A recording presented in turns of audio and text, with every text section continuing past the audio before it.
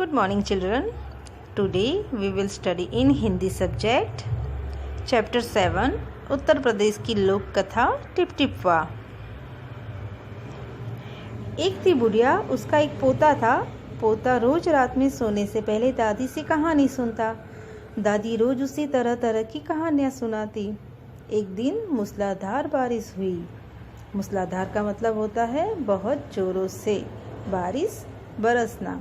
ऐसी बारिश पहले कभी नहीं हुई थी। सारा गांव बारिश से परेशान था।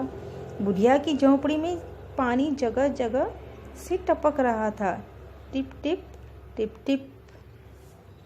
इस बात से बेखबर पोता दादी की गोद में लेटा कहानी सुनने के लिए मचल रहा था। बुढ़िया खींच कर बोली, अरे बचवा, का कहानी सुनाए? ये टिप टिप से जान बचे तब न।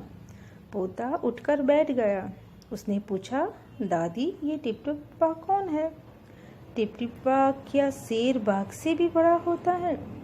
दादी छत से टपकते हुए पानी की तरफ देखकर बोली, हाँ बचवा, न शेरवा के डर न बघवा से डर, डर तो डर टिप टिपा के डर। यहाँ टिप टिपा का मतलब बारिश की बूंदे होता है। संयोग से मुसीबत का मारा एक बाघ बारिश से बचने के लिए झोंपड़ी के पीछे बैठा था।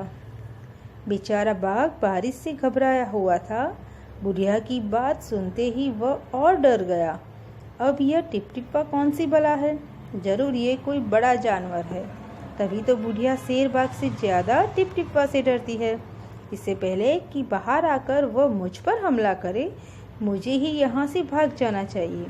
बाघ ने ऐसा सोचा और झटपट वहां से दुम दबाकर भाग चला। उसी गांव में एक धोबी रहता था। वह भी बारिश से परेशान था।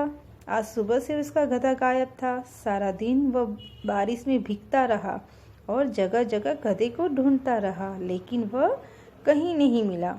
धोबी की पत्नी बोली, जाकर गांव के पंडित जी से क्यों नहीं पूछते? वे बड़े ज्ञानी है, आगे पीछे सबके हाल की उन्हें खबर रहती है। पत्नी की बात धोबी को जच गई। जच गई का मतलब होता है उसे धोबी को पसंद आ गई। जो उसकी पत्नी ने बात कही थी वो उसे पसंद आ गई। अपना मोटा लट्टू उठाकर वह पंडित जी के घर की तरफ चल पड़ा। यहाँ मोटा लट्टू यानी एक लकड़ी होती है, मोटी सी एक लकड़ी होती है। उसने देखा कि पंडित जी घर में जमा बारिश का पानी उलीच कर फेंक रहे थे।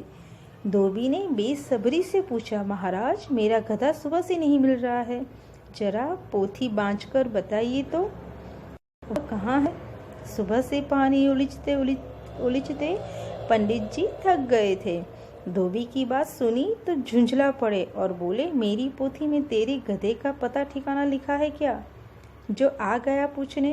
अरे जाकर ढूंढ उसे किसी गढ़ई पोखर में। और पंडित जी लगे फिर पानी उलीचने। धोबी वहां से चल दिया। चलते चलते वह एक तालाब के पास पहुंचा। तालाब के किनारे ऊंची ऊंची घास उग रही थी। धोबी घास में गधे को ढूंढने लगा। किस्मत का मारा बेचारा बाघ टिप टिप्पा की डर से वही घास में छिपा बैठा था। धोबी को लगा कि बाघ ही उसका गधा है। उसने आव देखा न ताव और लगा बाघ पर मोटा लट्टू बरसाने। बेचारा बाघ इस अचानक हमले से एकदम घबरा गया। बाघ ने मन ही मन सोचा, लगता है यही टिप टिप्पा है। आखिर इसने मुझे ढूंढ ही लिया। अब अपनी जान बचानी है तो वह जो कहे चुपचाप करते जाओ। आज तूने बहुत परेशान किया है, मार मार कर मैं तेरा कचुम्बर निकाल दूंगा। ऐसा कहकर धोबी ने बाघ का कान पकड़ा और उसे खींचता हुआ घर की तरफ चल दिया। बाघ बिना चूं चपड़ किए भीगी बिल्ली बना धोबी के पीछे पीछे चल दिया। घर पहुंचकर धोबी ने बाघ को खूंटे से बांध दिया और सो गया। सुबह जब गांव वालों ने धोबी के घर के बाहर खूंटे से एक बाघ को बंधे देखा तो उनकी आंखें खुली की खुली रह गई। देखा इस चैप्टर में कितनी कंफ्यूजन है ना। पहले तो स्टार्टिंग में तो ग्रैंड मदर जो है वो कंफ्यूज थी कि जो रेन वाटर है वो drop from the roof, and the little boy is confused about tip टिपा. The tiger is also confused about Tip Tippa, and the washerman is confused over loss of donkey. The Pandit's confusion is regarding over water his house. Hence, each and everyone is the lesson is confused. Okay, now this chapter is complete here. Now we will meet again with another chapter. Thank you.